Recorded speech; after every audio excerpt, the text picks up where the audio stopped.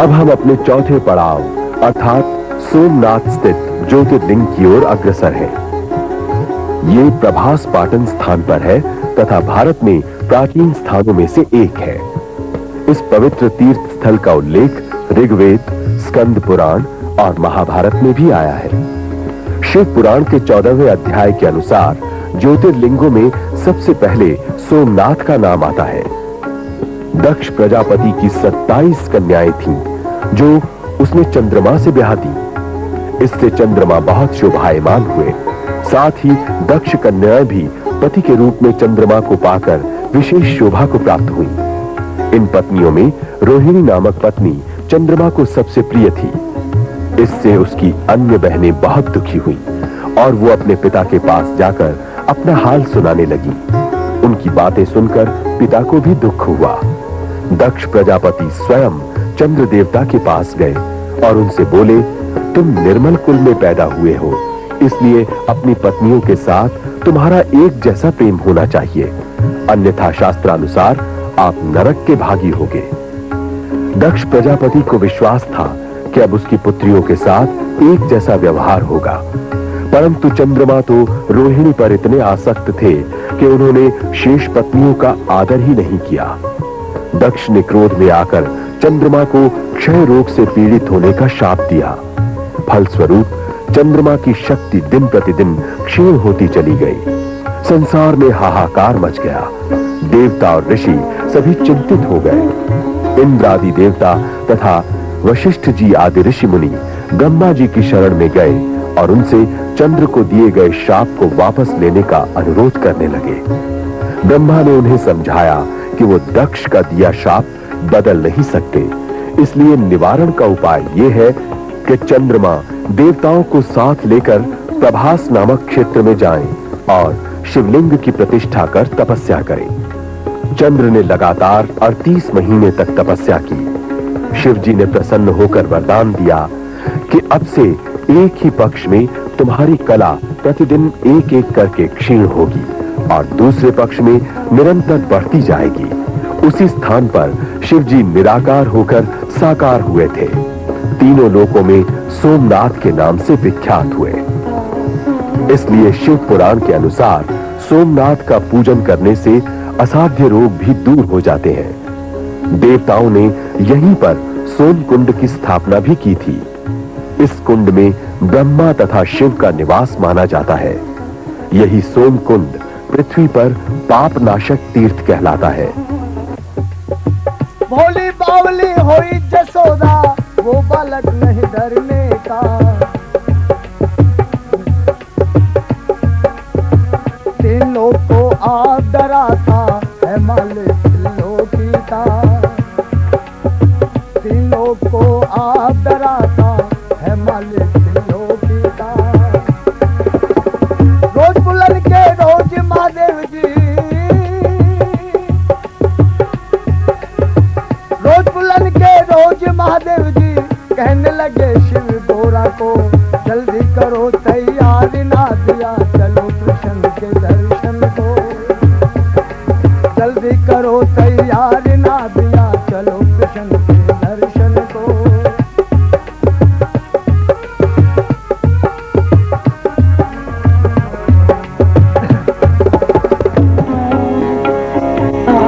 सोमनाथ मंदिर कहा जाता है कि ये मंदिर जगतोत्पत्ति जितना ही प्राचीन है।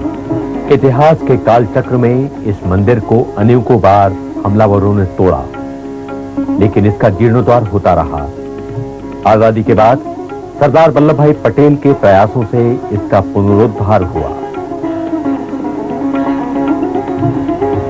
प्रतिवर्ष श्रावण की पूर्णिमा और शिवरात्रि के दिन तथा सूर्य एवं चंद्र ग्रहण के दिन यहाँ भारी मेला लगता है और देश के कोने कोने से यहाँ पर भक्तजन आते हैं। छठा चरण भीमा शंकर ज्योतिर्लिंग वहीं पर स्थित है। कुछ लोग इसका एक पवित्र स्थान असम के गुवाहाटी के पास ब्रह्मपुर पहाड़ी पर मानते हैं, पर हम पहुंच रहे हैं महाराष्ट्र राज्य में बंबई से लगभग 320 किलोमीटर दूर दक्षिण पूर्व में सह्याद्री पर्वत के शिखर पर।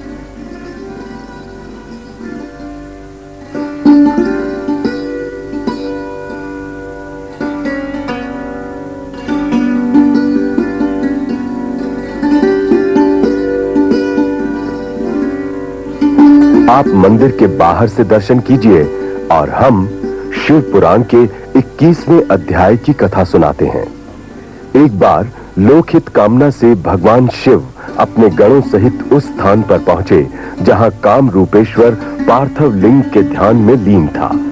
वहां जाकर अपने भक्त की रक्षा के लिए वो गुप्त रूप से ठहर गए और अपनी माया को सब कार्य पूर्ण करने के लिए स्वतंत्र छोड़ दिया।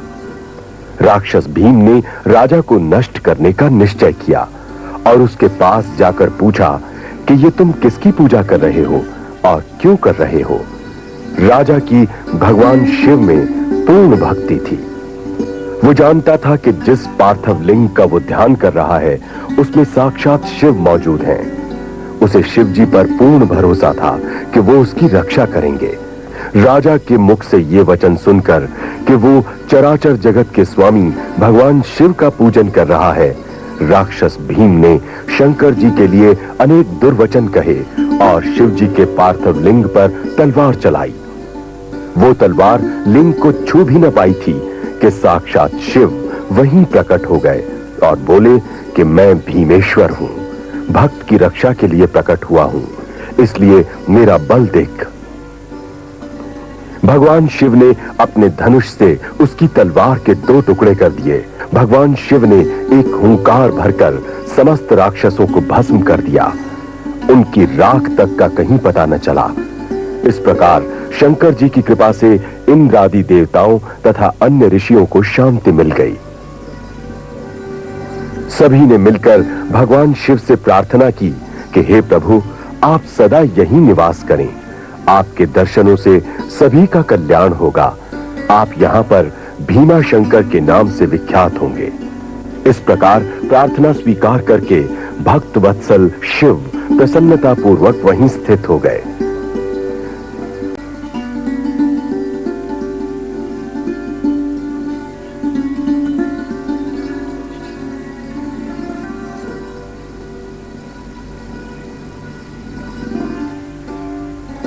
भीम शंकर मंदिर अत्यंत प्राचीन है।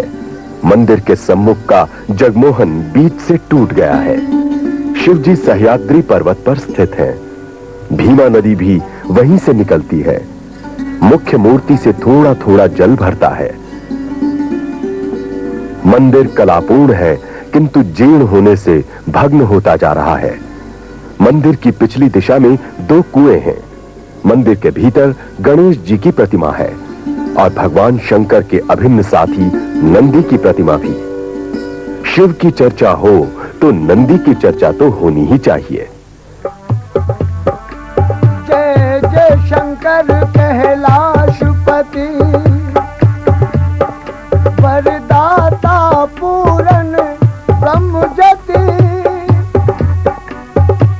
जो मुख्य दिवला लेके थल में करे आरती पार्वती, जो मुख्य दिवला लेके थल में करे आरती पार्वती। माथे पे बिंदिया चमके है, माथे पे बिंदिया चमके है, दमके है दमक। ज्योतिर्लिंग की आरती का दृश्य देखिए। किस भक्ति भाव से भक्त अपने आराध्य देव की स्तुति कर रहे हैं।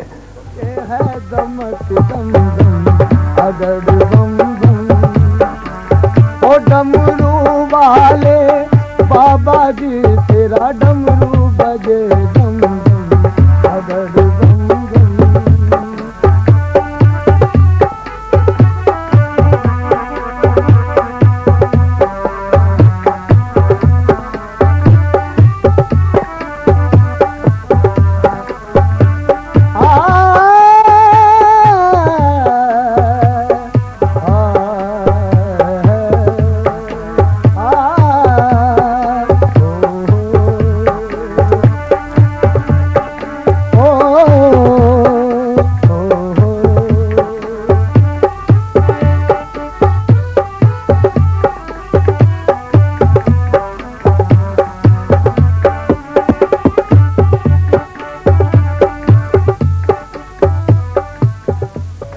त्र्यंबकेश्वर गोदावरी के तट पर त्र्यंबकेश्वर ज्योतिर्लिंग की गणना भगवान शिव के 12 ज्योतिर्लिंगों में होती है। यहाँ का मुख्य मंदिर त्र्यंबकेश्वर मंदिर है। मंदिर के भीतर एक छोटे से गड्ढे में 3 छोटे-छोटे लिंग हैं, जो ब्रह्मा, विष्णु और महेश इन तीनों देवताओं के प्रतीक माने जाते हैं।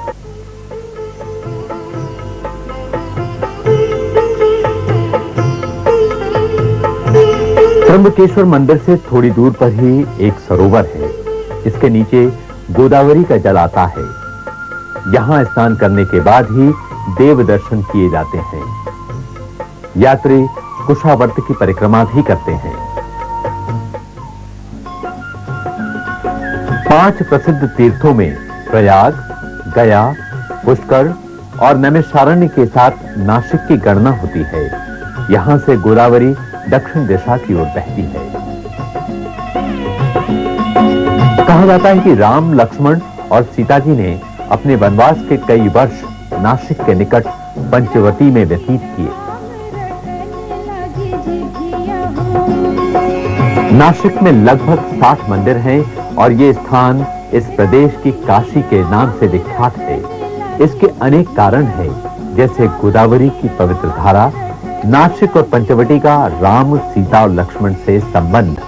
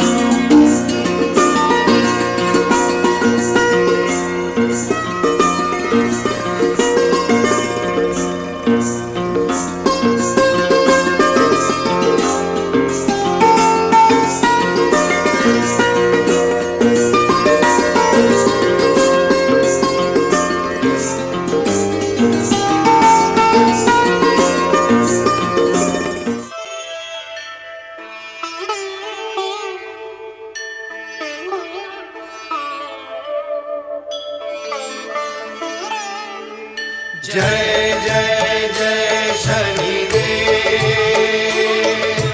जय जय जय शनिदेव, जय जय जय शनिदेव, जय जय जय शनिदेव।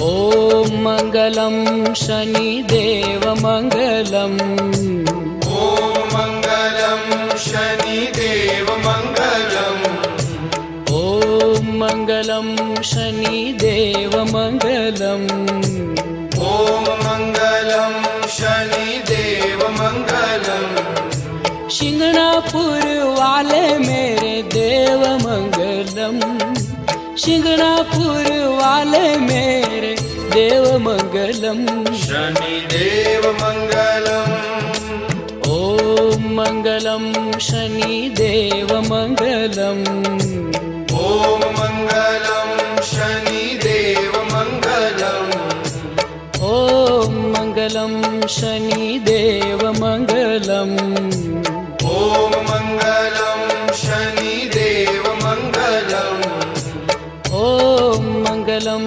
शनिदेव मंगलम ॐ मङ्गलं शनिदेव मङ्गलम् शिंगणापुर वाले मेरे देव मंगलम शिंगणापुर वाले मेरे देव मंगलम शनिदेव मङ्गलम्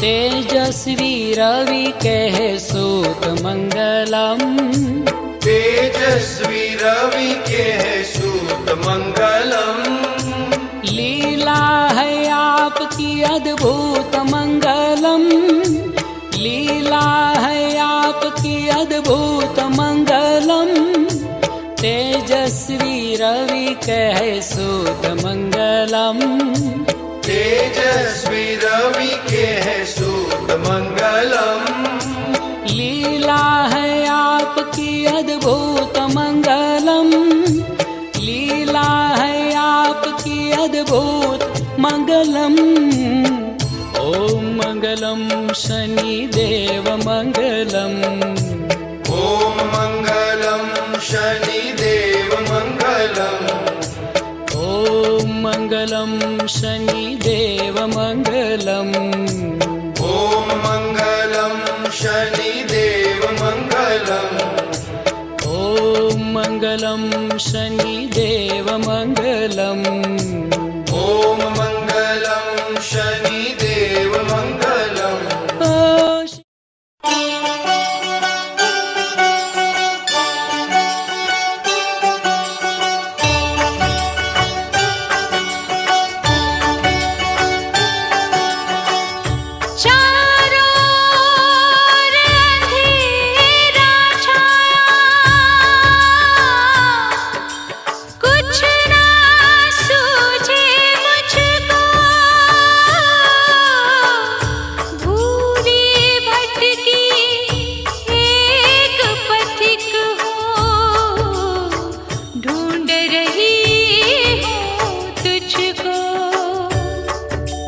शंकर मेरे कब होंगे दर्शन तेरे ओ भोले मेरे कब होंगे दर्शन तेरे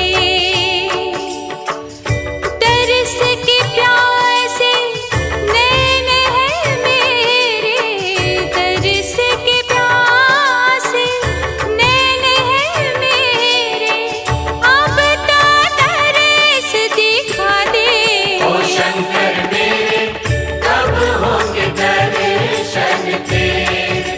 और अब हम द्वादश ज्योतिर्लिंगों के 11वें पवित्र धाम बैद्यनाथ धाम की ओर अग्रसर हैं।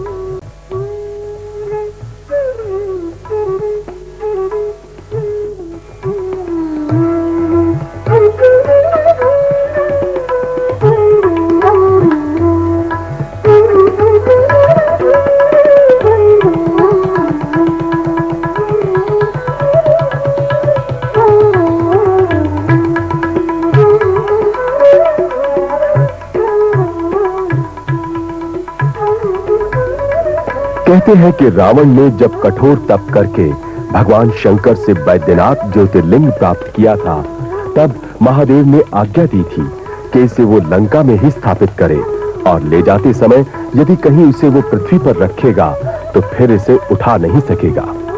हुआ भी यही कि आकाश मार्ग से जाते समय रावण के उदर में वरुण देव ने प्रवेश किया। रावण को लघु शंका के लिए पृथ्वी पर उतरना पड़ा। विष्णु भगवान वृद्ध ब्राह्मण के वेश में पहले से खड़े थे। रावण ने उन्हें मूर्ति दी और विष्णु जी इसे पृथ्वी पर रखकर चले गए। रावण लौटा तो मूर्ति न उठा सका। शिवलिंग पाताल तक चला गया था। निराश होकर रावण ने यहीं चंद्रकूप नामक कूप बनाया। सभी तीर्थों का जल एकत्र कर कूप के जल से वैद्यनाथ जी का अभिषेक किया और रावण लंका लौट गया। वैद्यनाथ धाम का मुख्य मंदिर श्री वैद्यनाथ मंदिर ही है। इसी के घेरे में पुष्प आदि और तीर्थों का जल भी बिकता है। लिंग मूर्ति ऊंचाई में बहुत छोटी है। आधार पीठ से उसका उभार थोड़ा ही है। ओ भोले मेरे कब होंगे दर्शन तेरे।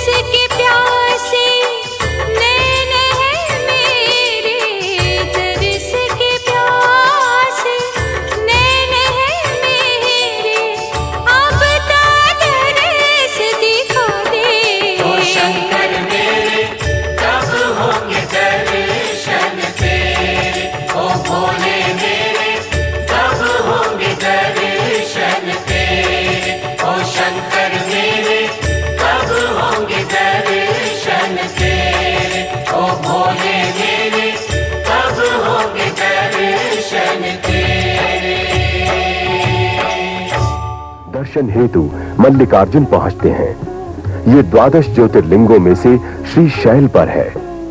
वहां 51 शक्तिपीठों में से एक शक्तिपीठ भी है। कहते हैं सती की देह का ग्रीवा भाग जहां गिरा वहां भ्रमरांबा देवी का मंदिर है। पौराणिक कथा के अनुसार सूत जी कहते हैं मल्लिकार्जुन ज्योतिर्लिंग की उत्पत्ति की कथा सुनते ही मनुष्य सब पापों से मुक्त हो जाता है। जब पार्वती के पुत्र कुमार कार्तिकेय और गणेश जी का इस बात पर विवाद हो गया कि सबसे पहले विवाह किसका हो, तो इस विवाद का निपटारा करने के लिए दोनों पृथ्वी प्रदक्षिणा के लिए चल दिए कि जो पहले लौटेगा वो पहले शादी करने का अधिकारी माना जाएगा। कार्तिकेय पृथ्वी की प्रदक्षिणा करके जब कैलाश पर्वत लौटा तो हैरान रह गया। गणेश जी का पहले विवाह हो गया था। गणेश जी ने पृथ्वी प्रदक्षिणा का प्रसंग आने पर माता पिता की प्रदक्षिणा कर ली और ये कहा कि माता पिता के चरणों के गिर्द ही सारा संसार है। नारद जी से सब वृतांत सुनकर कार्तिकेय नाराज हो गया। शिव तथा पार्वती के लाख समझाने पर भी न माना और रूठकर क्रौच पर्वत पर चला गया। माता पिता को उसके चले जाने पर अत्यंत दुख हुआ। विशेषकर माता होने के नाते पार्वती का मन अत्यंत व्याकुल रहता था। शिव जी ने पार्वती को बहुत समझाया, विश्वास दिलाया कि तुम्हारा रूठा पुत्र शीघ्र ही लौट आएगा, लेकिन पार्वती जी को शिव जी की बातों से संतोष नहीं हुआ। पार्वती को यूं शोकग्रस्त देखकर शिव जी ने देवताओं को बुलाकर उन्हें कार्तिकेय के पास भेजा कि किसी न किसी प्रकार समझा बुझाकर वो उसे अपने साथ लौटा लाएं। देवताओं ने कुमार कार्तिकेय के पास जाकर उन्हें बहुत समझाया, प्रार्थना भी की, माता की शोचनीय दशा का वर्णन भी किया, परंतु कार्तिकेय हठी था। वो टस से मस न हुआ। उसने देवताओं को भी साफ इनकार कर दिया। देवता निराश होकर कैलाश पर्वत लौट आए। अपनी विवशता प्रकट करके देवता तो चले गए, परंतु शिव तथा पार्वती को और भी बेचैन कर गए। शिव जी तो भविष्य ज्ञाता थे, उनसे पार्वती का दुख देखा नहीं जाता था। वो पुत्र वियोग के कारण व्याकुल थीं। अंत में शिव जी ने फैसला किया कि वो पार्वती को साथ लेकर स्वयं कार्तिकेय के पास जाकर उसे समझाएंगे। जिस समय कार्तिकेय को पता चला कि उसके माता पिता उसके पास आ रहे हैं, तो वो उनके आने से पहले ही एक अन्य स्थान पर 10-12 कोस की दूरी पर चला गया। जब शिव जी वहां पहुंचे और कार्तिकेय को वहां न देखा, तो उन्होंने उस स्थान पर अपना ज्योतिर्लिंग स्थापित कर दिया। इसके पश्चात वो स्वयं कार्तिकेय की खोज में चले गए। इसके बाद शिव जी हर अमावस को और पार्वती जी हर पूर्णमासी को वहां अवश्य जाते रहते थे। ये थी शिव पुराण की कथा और तभी से मल्लिकार्जुन ज्योतिर्लिंग सदैव के लिए प्रसिद्ध हो गया। कार्तिकेय जिस स्थान पर चले गए थे वो स्थान कुमार स्वामी कहलाता है। भगवान शंकर तथा पार्वती जी शैल पर स्थित हुए। यहाँ शिव जी का नाम अर्जुन तथा पार्वती जी का नाम मल्लिका है। दोनों का नाम मिलकर मल्लिकार्जुन हो गया। मल्लिकार्जुन लिंग में पार्वती और शिव दोनों की ही ज्योतियां प्रतिष्ठित हैं। कहा जाता है कि इस लिंग के दर्शन मात्र से संपूर्ण मनोकामनाएं पूर्ण होती हैं। इसका दर्शन हर प्रकार से सुखदायक और शांति प्रदान करने वाला है। आंध्र प्रदेश के कृष्णा नदी के तट पर भी शैल नामक पर्वत पर मल्लिकार्जुन ज्योतिर्लिंग प्रतिष्ठित है। श्री शैल पर्वत ही दक्षिण का कैलाश पर्वत भी कहलाता है। भंग तुम्हारी मैं तो घोटत घोटत हारी। आगे से पहला वाला मोड़ लेफ्ट को देगा, लेकिन दुख देगा, कष्ट देगा, और सुपुत्र की आयु कम रहेगी लेकिन सुख देगा। विचार करके कहा, बोले प्रभु ऐसी संतान से क्या लाभ जो हमें कष्ट दे, हमें सुपुत्र ही चाहिए। भगवान शंकर ने कहा तथास्तु, सुपुत्र तो होगा लेकिन उसकी आयु केवल 5 वर्ष तक रहेगी। भगवान शंकर अंतर ध्यान हो गए कि पुत्र की प्राप्ति होगी और दुख इस बात का था कि केवल 5 वर्ष की आयु। जैसे जैसे उसकी उम्र बढ़ती जाती, माता पिता दोनों चिंतित होते रहते, क्या करें क्या करें, कोई उपाय नहीं मिलता है।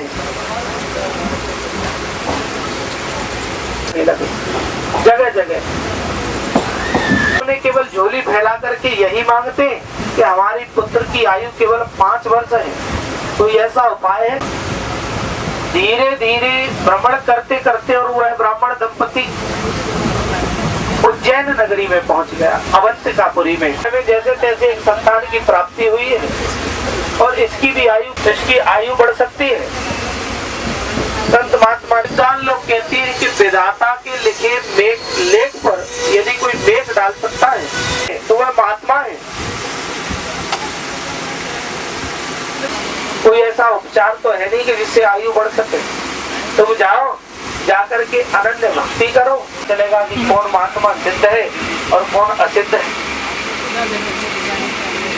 उन्होंने हंसते हुए कहा, बोले तुम तो सिद्ध और असिद्ध का चक्कर छोड़ ही दो, तुम्हें तो जो कोई मिल जाए करते रहो। भगवान की भक्ति में भक्ति करते, और उस बालक को ऐसा संस्कार उन्होंने दिया कि जो कोई भी सामने से आता वह उसे दंडवत प्रणाम करवा, केवल हाथ जोड़ करके नहीं, लेट करके।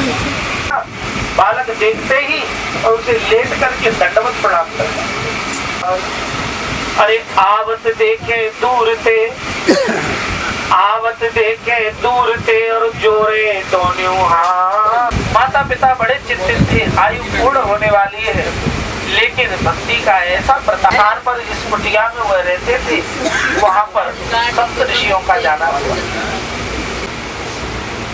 इस बालक की आयु में और रहे 3 दिन से,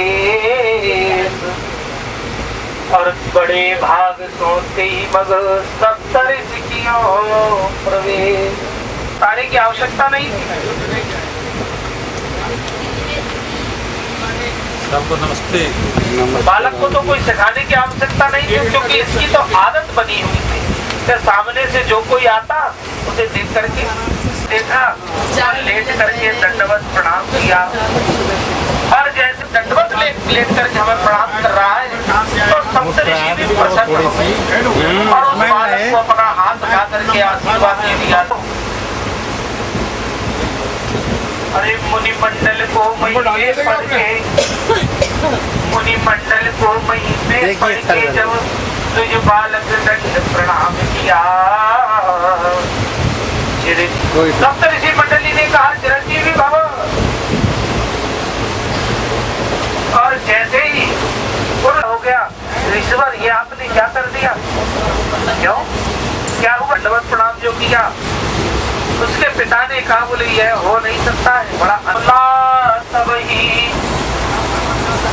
और कर जोड़ पिता बोला तब ही भी होंगे आपके। क्यों, बोले इसे केवल 5 वर्ष की आयु प्राप्त थी और वह भी अब सप्त ऋषियों ने विचार किया, यह तो बड़ा अनर्थ हो गया। हमने इसे चिरंजीवी रहने का आशीर्वाद दिया है और 3 दिन बाद यदि इसकी वृद्धि हो गई तो लोग क्या कहेंगे, अपने इस बालक को आप हमें दे दें, इसका बड़ा कल्याण होगा। माता पिता ने दोनों ने विचार किया, बोले 3 दिन बाद तो वैसे ही यह छोड़ करके जाने वाला है। अपने सीने पर पत्थर रखा और अपने उस प्रिय बालक को उन महात्माओं को दे दिया।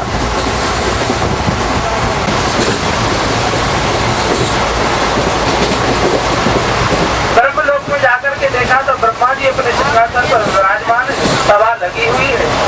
सप्त ऋषि गए, जाकर के उन्होंने ब्रह्मा जी और जैसे ही वो बालक ने प्रवेश किया तो उसे तो बताने की आवश्यकता नहीं थी, क्योंकि उसके अंदर संस्कार ऐसे लगे हुए थे, उसे आदत ऐसी पड़ी थी कि वह तो किसी को भी देखता तो लेट करके दंडवत प्रणाम करता।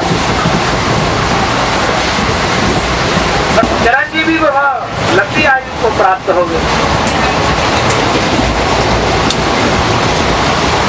और जैसे ही ब्रह्मा जी ने कहा चिरंजीवी वो हुआ, सप्त ऋषि मंडली खड़ी हुई और प्रसन्न हो गई। अरे ब्रह्म वचन सुन के हंसी बोले, ब्रह्म वचन सुन के ऋषि बोले सप्त ऋषि खिलखिलो। अरे तो बला टल गई और हंस करके वहां से चलने लगे। तब ब्रह्मा जी ने रोक दिया, कहाँ जा रहे हो, क्या बात है, क्या बला है।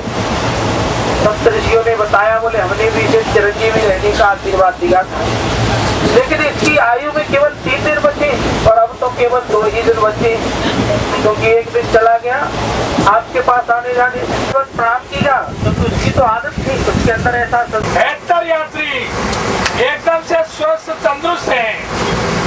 इतनी लंबी जर्नी करके, बसों की जर्नी, रात को 2 बजे उठना, 3 बजे उठना, आज तो 12 बजे उठना है, परंतु किसी के भी दिल में ये नहीं कि अरे यार बहुत ही आए, जब कैसी रही साहब, हाँ आनंद हो गए, आनंद हो गए, सबकी जुबान पे यही रहा, आनंद हो गए। कहते हैं करने वाले से कराने वाला बड़ा होता है। आप लोग ने हमारे बच्चों को सहयोग दिया, हमारे बच्चे भी उसमें 100% कामयाब हुए।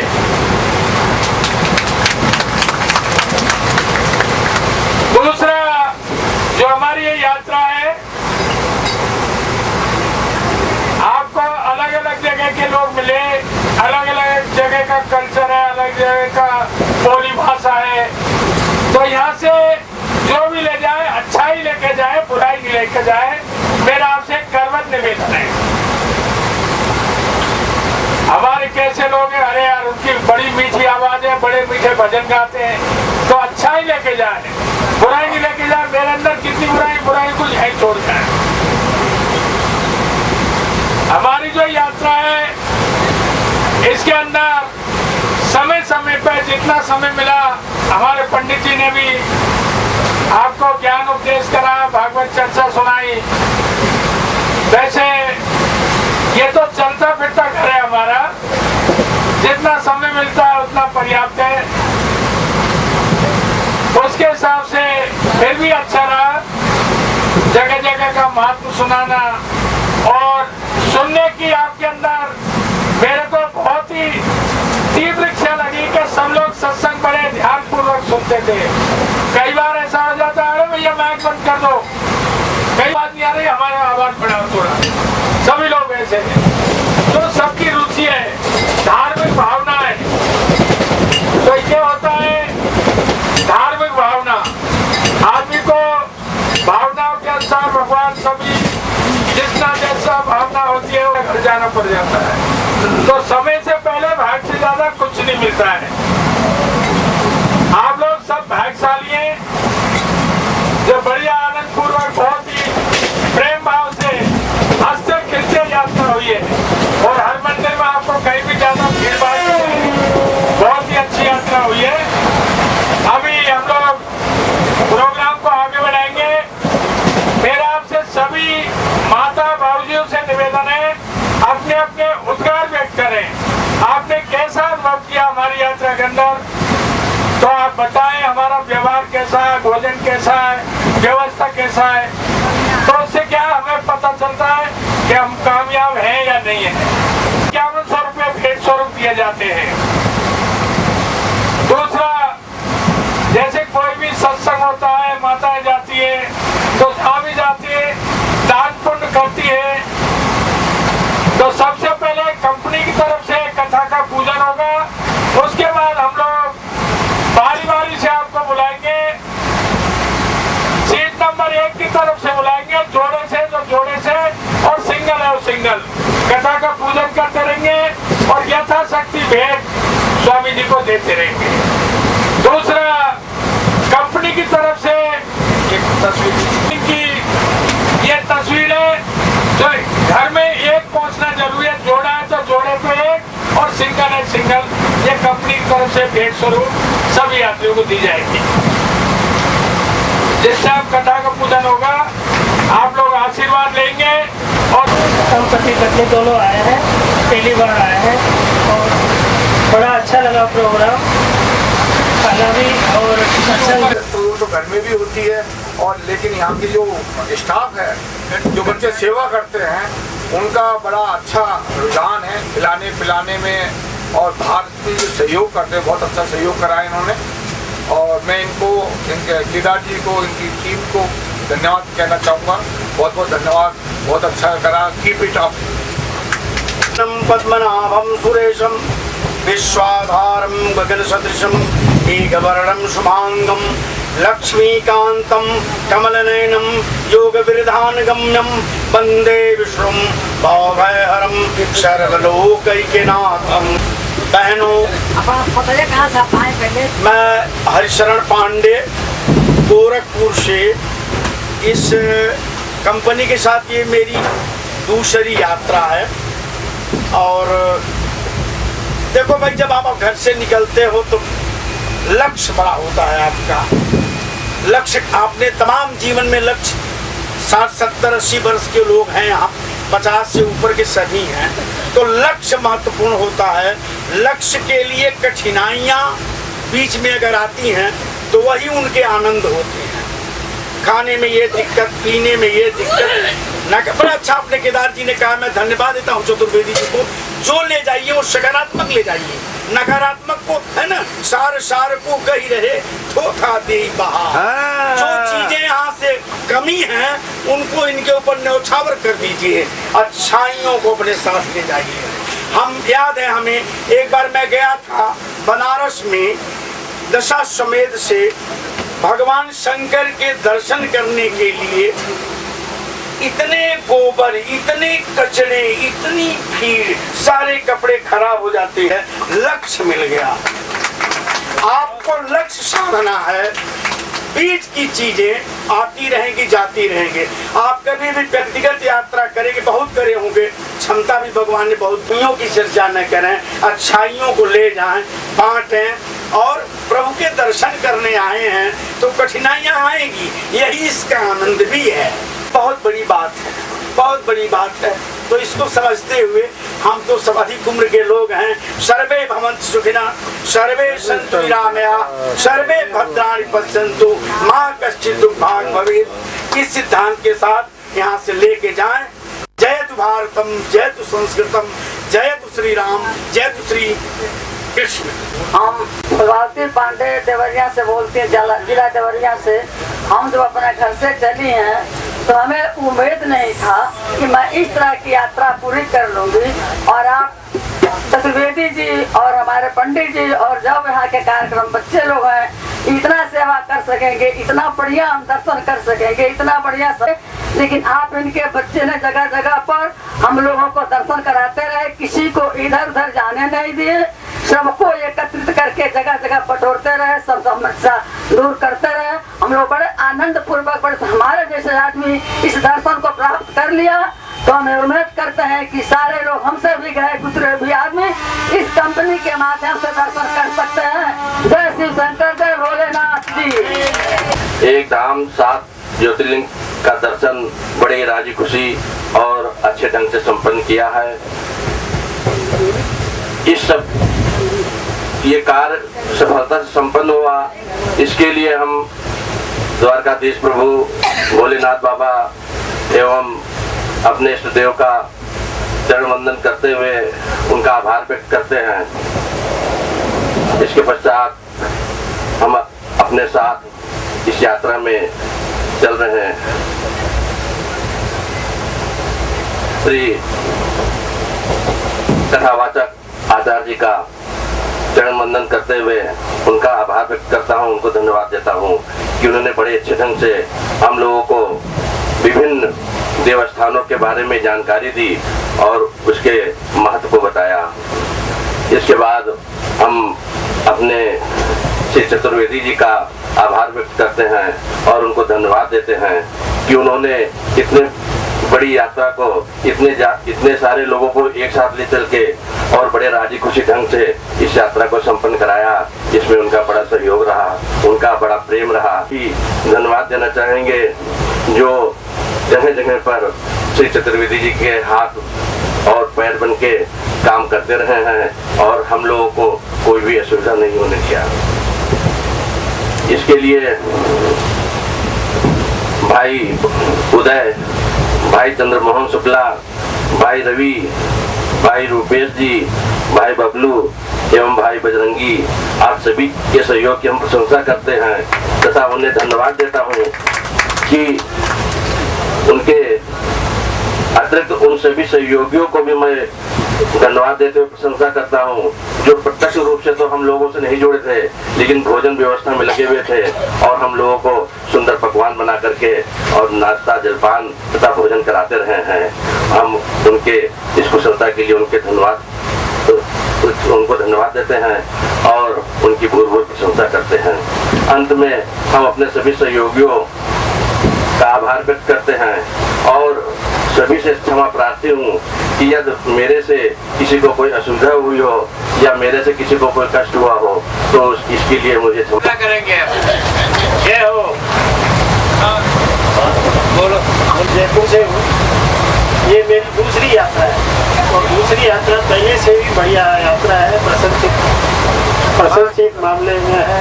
और जो आपके जितने भी सहयोगी हैं, जितने भी कर्मचारी हैं, उन्होंने बहुत बढ़िया अच्छी तरह से हमारा ध्यान रखा है। मैं बहुत सराहनीय काम किया है, उनके लिए मैं धन्यवाद देता हूँ।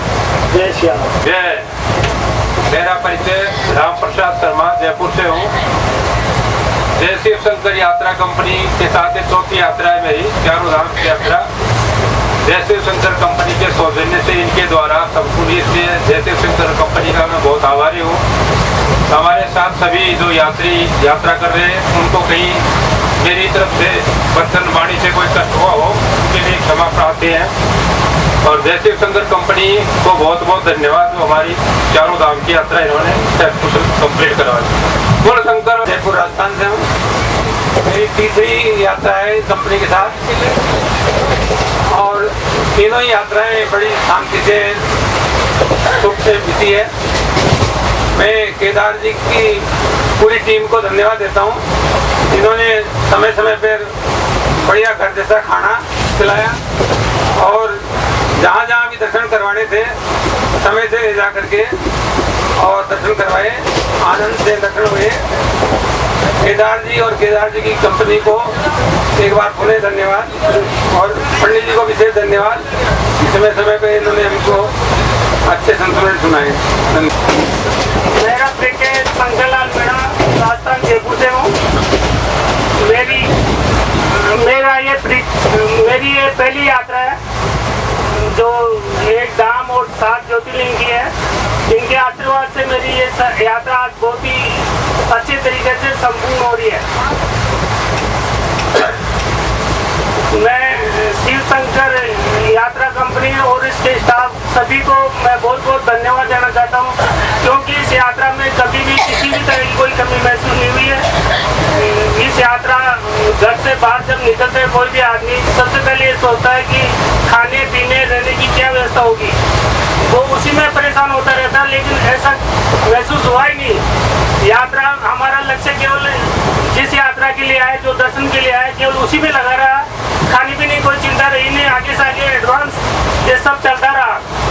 इसके लिए मैं इसी के स्टाफ की और इनके प्रबंधक की बहुत बहुत धन्यवाद देना चाहता हूँ। बहुत ही अच्छा छत्रपति जी महाराज, मेरे सहयोगी सब यात्रीगण, मैं रामानंद शर्मा चंडीगढ़ से हूँ।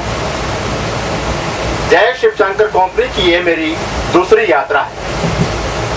प्रथम यात्रा पिछले महीने सितंबर में ही मैं 4 धाम जो उत्तराखंड के हैं ये किए थे। उस यात्रा से प्रभावित होकर मुझे ऐसा लगा कि इस कंपनी से ही यात्रा करनी चाहिए। मेरे जो रूममेट थे, जिसमें रांची के पंडित जी थे जिनकी अवस्था 80 वर्ष थी, दूसरे मेरे रूममेट थे दिल्ली से जिनकी आयु 79 इयर्स थी। उनके पास सामान भी काफी था। यहाँ आप देख चुके हैं प्रैक्टिकल्स कि यहाँ के जो सेवा करने वाले बच्चा पार्टी है, इतने सहयोगी है। वही हालात वहाँ पर थे। पहाड़ी इलाका था, अप डाउन काफी जाना पड़ता था। यहाँ ये सुविधा असुविधा हमें नहीं हुई, वहाँ काफी परेशानी रहती थी। लेकिन वहाँ जो सहयोगी थे, पूरा सामान उठाकर कमरे में ले जाना, कहीं तीसरी मंजिल में मिल रहा है, कहीं चौथी में मिल रहा है, लेकिन उनको किसी प्रकार की उन्होंने असुविधा नहीं होने दी और वही हालात इस यात्रा में रहे हैं।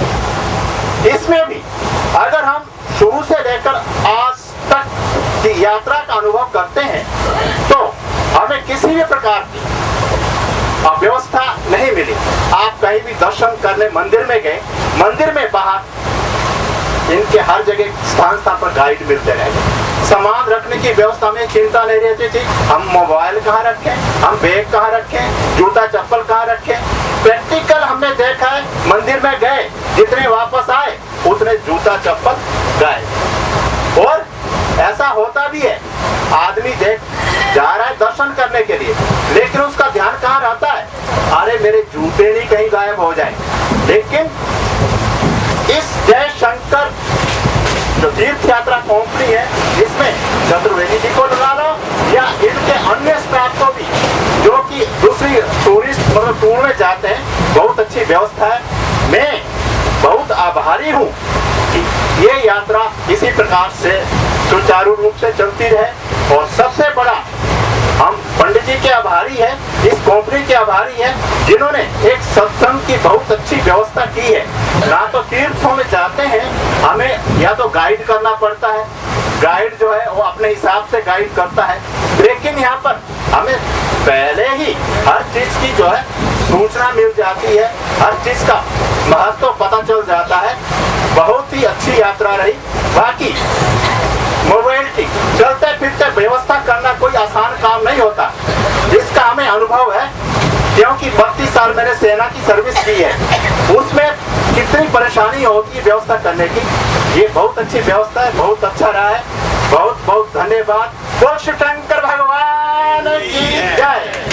ये जो है यात्रा बेहद सुखपूर्वक, किसी प्रकार का कष्ट नहीं हुआ। शुरू में हम सोच रहे थे कि सोने की कैसी व्यवस्था होगी, ट्रेन में ही 12 दिन सोना है, लेकिन ऐसा लगा उसके बाद हमें किसी तरह की तकलीफ नहीं हुई।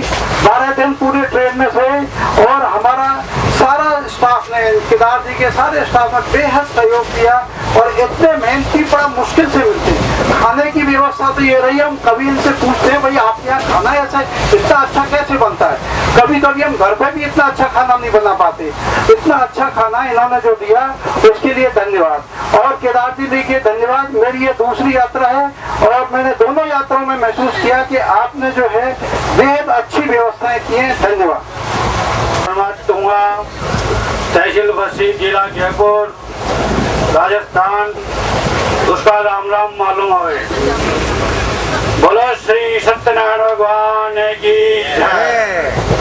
या कुंदे नदु तुषार हार धवला, या शुभ्र वस्त्रावता, या वीणावर दंड मंडित करा, या श्वेत पद्मासन, या ब्रह्माच्युत शंकर प्रभृति देवै सदा वंदिता, दामा पातु सरस्वती च भगवती, निशेष जाड्यापा। सबसे पहले मैं इस कंपनी को और कंपनी के कार्यकर्ताओं को बहुत बहुत धन्यवाद देना चाहता हूं। और सबसे ज्यादा केदार जी की टीम सबसे अच्छी है। और पता नहीं हो रहा कि औरों की टीम तो कैसी रहती है, कैसी नहीं रहती है, लेकिन केदार जी की जो टीम है इस व्यवस्था में बहुत अच्छा काम करती है। मैं तो आगे भी यही आशा करता हूँ कि आगे की यात्रा भी करूँ तो केदार जी की टीम के साथ ही करूँ, क्योंकि आगे और पता नहीं कौन सा टूर ऑपरेटर मिले, कैसा नहीं मिले। इसके लिए मैं इनको और इनकी टीम को बहुत बहुत धन्यवाद देना चाहता हूँ। इनकी व्यवस्था बहुत अच्छी रही है और यात्रा भी बहुत अच्छी रही है।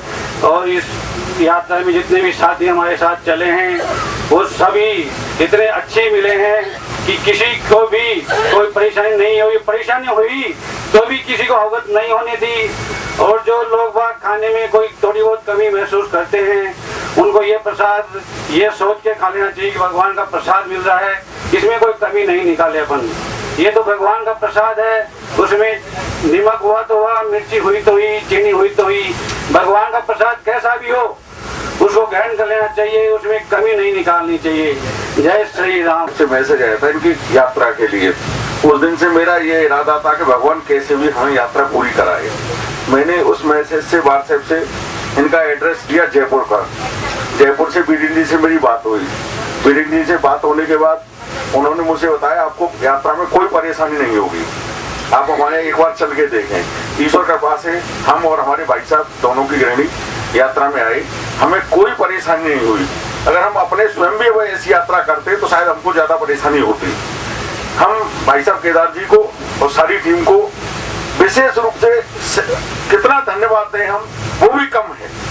और पंडित जी थे जो हमको भक्ति भाव सुनाया, उसके लिए पंडित जी के आभारी हैं और ईश्वर से ये कामना करेंगे कि हमें फिर दोबारा से इस यात्रा का कभी मौका दे। धन्यवाद। हमारी पहली यात्रा है, मैं और मम्मी फर्स्ट टाइम अकेले आए। हमें थोड़ा लग रहा था पता नहीं कैसी होगी, कैसे मैनेज होगा, पर सब इतने अच्छे हैं। केदार अंकल की मैनेजमेंट बहुत अच्छी है, हर टाइम हर समय हर पल ध्यान रखना। उनके सारे सहयोगी बबलू भैया, चंद्रमोहन भैया, हमारे सीएम भैया, रुपेश, सब बहुत ध्यान रखते थे। बहुत अच्छी यात्रा रही। पंडित जी ने हर मतलब ज्योतिर्लिंग से पहले उसका एक्सप्लेनेशन दिया, वो बहुत ही अच्छा था, जो शायरी कभी दिमाग से निकलेगा। तो हर तरीके से खुले दर्शन हुए, हर तरीके से बहुत अच्छा था। हम अब प्रे करेंगे कि अगली यात्रा हमारी जल्दी आपके साथ हो। बोलो राधा रानी की जय। मंजुला शर्मा जयपुर से बोल रही हूँ। मैंने यहाँ पर 10वीं यात्रा कर चुकी हूँ। 10वीं यात्रा है मेरी यहाँ, 10वीं यात्रा है और 22 नवंबर से दूसरी यात्रा आगे बुकिंग है और 25 दिसंबर की बुकिंग है। तो मैं अकेली यात्रा कर रही हूँ, लेकिन मुझे ऐसा लगता है कि मुझे यहीं से करनी चाहिए। जो भी यात्रा कर रहा हूँ इसी से करनी चाहिए। बहुत बढ़िया व्यवस्था है सर, जो भी है। पंडित जी ने बहुत अच्छा हमको सत्संग सुनाया और सारी टीम ने बहुत अच्छा सहयोग दिया, खूब सेवा हुई हमारी। तो मैं तो यही सुझाव दूंगी कि सबको यहाँ इसी यात्रा कंपनी से करनी चाहिए। अभी जो हमारी माता जी बोल रही थी, उनकी 10 यात्रा अब तक हो चुकी है और 11वीं यात्रा की बुकिंग हो गई है। 12वीं यात्रा की बुकिंग है 22 दिसंबर को। अभी 8 मार्च को बहुत अच्छा लगा। उसके बाद से तो इसमें हमने अपना टिकट कराया। पिछले साल भी हम उसमें जा रहे थे, 8 नवंबर पिछले साल कोई मजबूरी बस कैसे कराई। तब से मैं भोलेनाथ से प्रार्थना करती रही कि मुझे भी ये सौभाग्य मिला और इस बार मिला। और 22 अक्टूबर की हम आ गए और इतना अच्छा इंतजाम रहा आपका दोनों बार कि जब भी जाएंगे इसी यात्रा से जाएंगे। कोई पूछेगा तो इसी यात्रा के लिए उत्सुक करेंगे कि इसी में जाए। धन्यवाद। मैं ना नीलम भार्गव कोटा से बोल रही हूँ। मेरा ना 4 धाम का यात्रा का था, परंतु वहाँ नहीं जा पाए।